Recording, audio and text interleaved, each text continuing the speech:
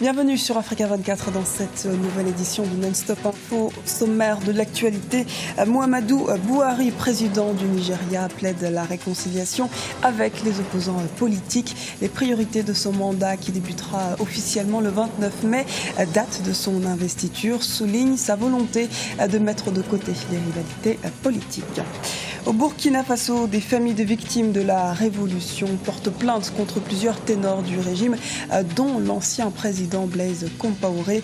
Durant les heurts entre manifestants et forces de l'ordre, 34 personnes avaient été tuées selon le mouvement burkinabé des droits de l'homme.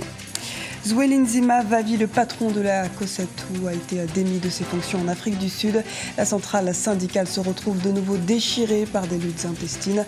En 2013, des syndicats s'étaient affrontés au sujet du soutien au président Jacob Zuma. Mais avant de développer ces titres, attaque de l'université de Garissa au Kenya. Des hommes armés l'ont attaqué ce jeudi matin où la police est actuellement massivement déployée sur les lieux. Le bilan officiel provisoire fait état de 2 morts et 4 blessés. Selon la Croix-Rouge kenyane, une trentaine de personnes auraient été admises dans les hôpitaux, dont 4 dans un état grave. L'attaque n'a pas été pour l'heure revendiquée et les assaillants ne sont toujours pas identifiés. Muhammadu Buhari, proclamé mardi soir vainqueur de la présidentielle nigériane, incarne le renouveau pour son pays, le Nigeria. Fraîchement élu, il s'attaque à présent aux grands défis du pays. Et après une campagne électorale particulièrement virulente dans les 2 camps des principaux candidats, il appelle à l'apaisement et à la réconciliation nationale, comme nous l'explique Idalat Mirabel Bissou. Avec plus de 15 millions de suffrages, Muhammadu Buhari arrive en tête devant le président sortant Goodluck Jonathan.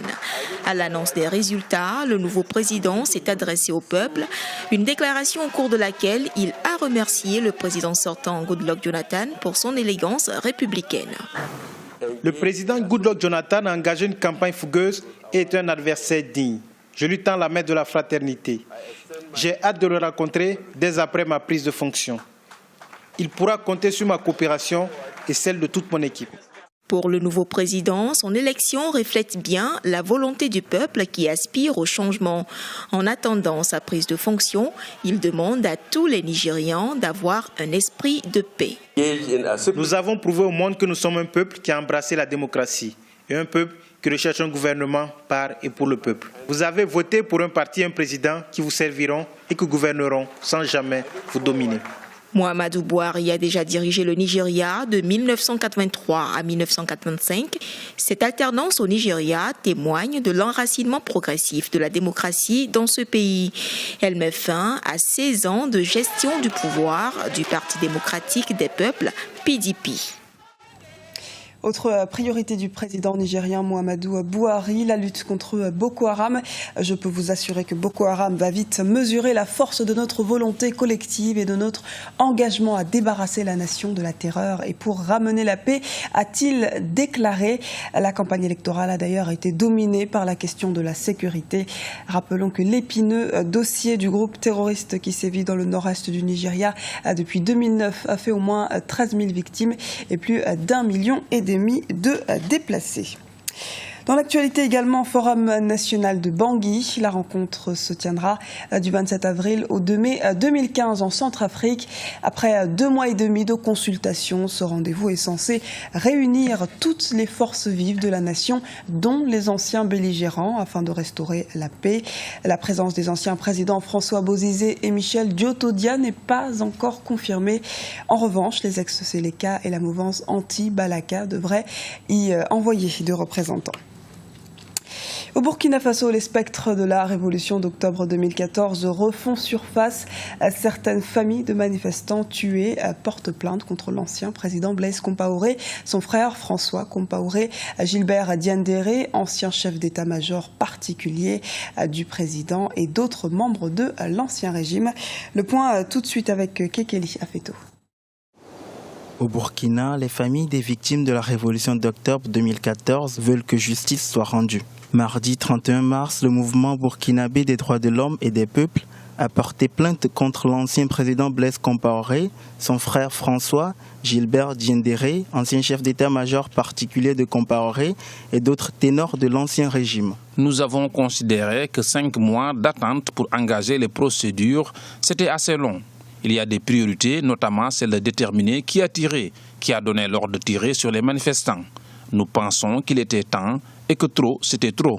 Ne pouvant pas porter plainte directement contre un ancien chef de l'État, le mouvement a dans un premier temps demandé à l'Assemblée nationale intérimaire de se saisir du dossier. Pour certains observateurs, cette procédure entamée par les familles des victimes émane du manque de détermination des autorités intérimaires pour que justice soit faite. L'histoire de notre pays est jalonnée finalement par trop de morts. Ce qui est resté impuni. Et vous savez, lorsque un crime n'est pas puni, malheureusement, l'histoire se répète et l'histoire risque de se répéter tragiquement.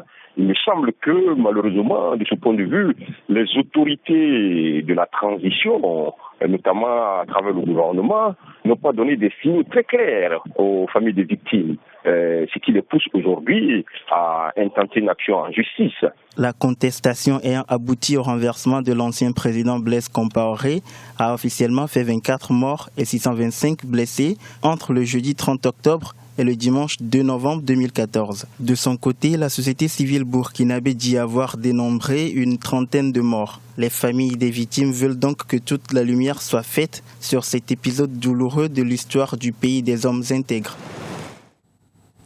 Le patron de la COSATU, Zwelinzima Vavi, démis de ses fonctions en Afrique du Sud. Son expulsion à la tête de la puissante centrale syndicale est un vrai séisme dans la classe politique sud-africaine. À 1 an des prochaines élections locales, cette éviction modifie l'échiquier politique de façon considérable. Ibra Khadindiaï nous explique pourquoi. C'est un séisme politique au sein de l'ANC et de la puissance centrale syndicale COSATU. Zwelinzima Vavi, à la tête de la COSATU, depuis 16 ans, a été évincé ce mardi 31 mars. Ce syndicat est l'allié principal de l'ANC, le parti au pouvoir. Ce divorce traduit les difficultés que traverse le parti du président Jacob Zuma. L'exclusion du patron de la COSATU en Afrique du Sud est un signe du malaise qui se trouve déjà à l'ANC parce que COSATU participe au gouvernement avec le Parti communiste. Et c'est un phénomène qui est assez bizarre. Et d'ailleurs, on voit bien au niveau du mouvement syndical parce que COSATU est entré complètement presque au sein de l'ANC, et donc il y a des mouvements aussi qui commencent à revendiquer. Donc le président de COSATU pourrait subir les frais du refus de cette alliance et qui commence à peser sur le monde syndical, et donc les ouvriers commencent à se détourner de ce mouvement. Zwelinzima Vavi se place à l'aile gauche du syndicat. Il n'a cessé de prendre ses distances avec l'ANC qu'il juge trop libérale et n'a pas hésité à refuser d'appeler à voter pour l'ANC à la dernière élection présidentielle. Son départ du syndicat aura plusieurs conséquences au sein du parti et pas seulement. Les conséquences, c'est qu'il y aura un affaiblissement de la COSATU et surtout qu'il y a beaucoup de mouvements secrets, d'ailleurs comme il va le faire. Et il y a de la place à prendre parce que un mouvement syndical ne fait pas en général la politique, fait surtout les revendications, s'exprime au nom des salariés, au nom des ouvriers et non pas au nom du gouvernement. Officiellement, il a été renvoyé pour indiscipline et faute grave. Zwelinzima Vavi pourra créer, selon les analystes, sa propre confédération. Un coup dur pour l'ANC à 1 an des élections locales prévues en 2016. Ce journal a été réalisé par l'ensemble de la rédaction. Merci pour votre fidélité. À retrouver dans un instant une nouvelle édition du Non-Stop Info sur Africa 24.